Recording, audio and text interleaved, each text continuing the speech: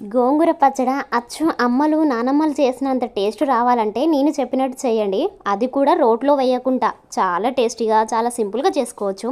ముందు బ్యాండీ పెట్టుకొని పల్లీలు కొన్ని మినపప్పులు వేసి కొంచెం బ్రౌన్ కలర్ వచ్చే వరకు వేయించి చల్లార్చుకొని పక్కకు పెట్టేసుకోండి. ఇప్పుడు అదే ప్యాన్లో 10-12 వరకు పచ్చిమిరపకాయలు అయితే తీసుకుంటున్నాను నేను.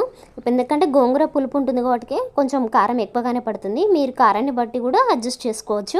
ఇలా రెండుగా చీల్చి వేయడం వల్ల ఆ మిరపకాయలు ఆయిల్లో ఫ్రై చేసేటప్పుడు మీద పడకుండా కొంచెం సెక్యూర్గా ఉంటుంది.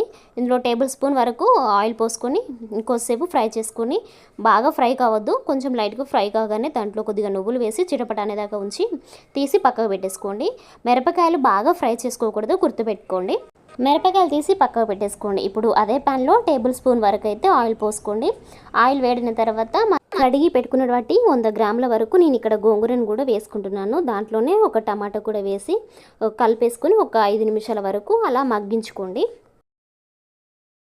చూసారా 5 నిమిషాల తర్వాత ఎలా మగ్గిపోయిందో, అందులో వాటర్ అంతా పైకి ఇలా తేలుతుంది. టమాటా కూడా ఆల్మోస్ట్ మంచిగా మెత్తగా కుక్ అయిపోయింది. 1 మినిట్ దాకా అలా కలుపుతూ ఉండండి. అప్పుడే అందులో ఆయిల్ అంతా సపరేట్ అవుతుంది. గోంగూర పచ్చడి టేస్ట్ చేయని వాళ్ళు ఎవరైనా ఉంటే కామెంట్ చేయండి, చూద్దాం ఎంతమంది వెళ్తారో.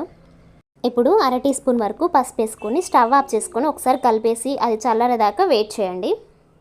అసలు గోంగూరను టేస్ట్ చేయని వాళ్ళు ఉన్నారంటవా?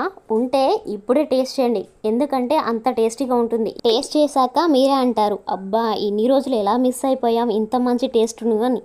సరే మనం మాటల్లో పడి అసలు విషయాన్ని మర్చిపోయాం. ఇప్పుడు అన్నీ చల్లారిపోయి అవన్నిటిని మిక్సీలోకి తీసుకోండి. ఇప్పుడు దాంట్లో 6-7 వెల్లిపాయలు పచ్చివే పొట్టు తీసినవే వేసుకోండి. అప్పుడే మంచి టేస్ట్ వస్తుంది. వీటి వల్ల మంచి ఫ్లేవర్ అనేది ఆ పచ్చడికి వస్తుంది. ఒకసారి అలా బరకగా పట్టుకున్న తర్వాత కొద్దిగా టేస్ట్కి తగ్గట్టు సాల్ట్ వేసుకొని దాన్ని అలా ఒకసారి తిప్పుకొని రండి, అంతే. ఇక అన్నంలో డైరెక్ట్ వేసుకొని తినడమే, పోపు పెట్టకండి, టేస్ట్ చేంజ్ అవుతుంది. ఒకసారి ట్రై చేయండి, మీకే తెలుసు.